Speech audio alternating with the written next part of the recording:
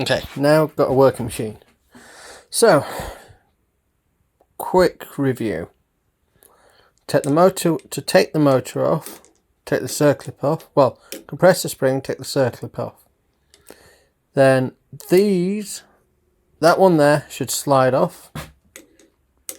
That one there is held on by 2 grub screws. There and there. And that's it. But you've got a key clamp hidden there. Or key bar, sorry. So that may need filing. Because sometimes it doesn't slide properly and it'll all need greasing up. Headstock. Circlip. 2 grub screws. One there. One there. This pulley slides off again with a key bar underneath. Depending on how old your machine is, the last time it was serviced, you may struggle getting this off. I did, and that was just purely down to muck, grime and dust. Then the second pulley is held onto this mechanism here, which basically stops it from spinning round. That is held into, again, there's a circlip just at the back of there that holds that in. But you have, let's go down here, a 14mm nut.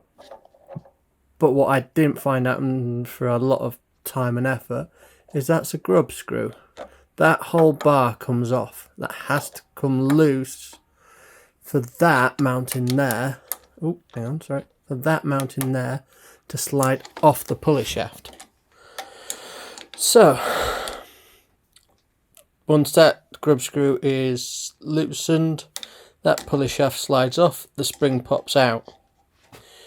So then you have got, if we can see it, I'll just get my lamp. In there, on just about to see it, I think. Yeah, you got another circlip. That comes off. Once that is off, the whole bar slides out that way. Oh, here. So then I had 2 pulleys left. Sorry, 2 bearings to replace. One which was there, and one which is behind that protective bracket there. Cleaned out the hole in the middle, greased them up, put them back in with a bit of help. Put the spring back on and slid that in place. Now, what I learned the hard way was to open the pulley system up, you need to be, there you go,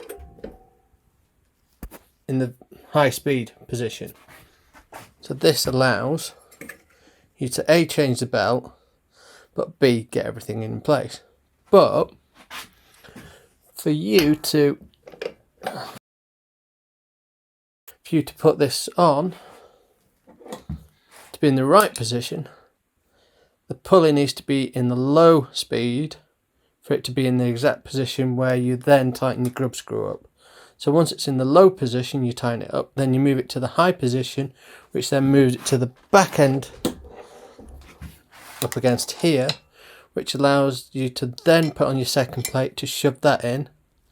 You then put your circlip back on and then shove your plate back out to that, so that plate is then resting on your circlip, then tighten up your grub screws and then put on your belt. And there you go. That is how to change a belt, your pulleys and your bearings on a variable speed lathe China copy, performed CCL, Draper, Jet and any multi-tool, Charmwood or any variation of. And now I'm going to put the case back on and put it back on my lathe and hopefully get turning. Thanks, bye. Casing's back on, bit dusty, but just to prove that it's all working, step it through the gears.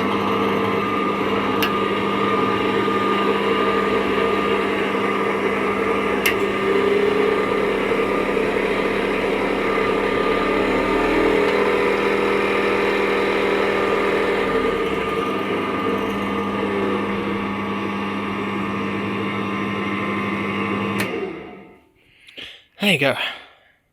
One working headstock.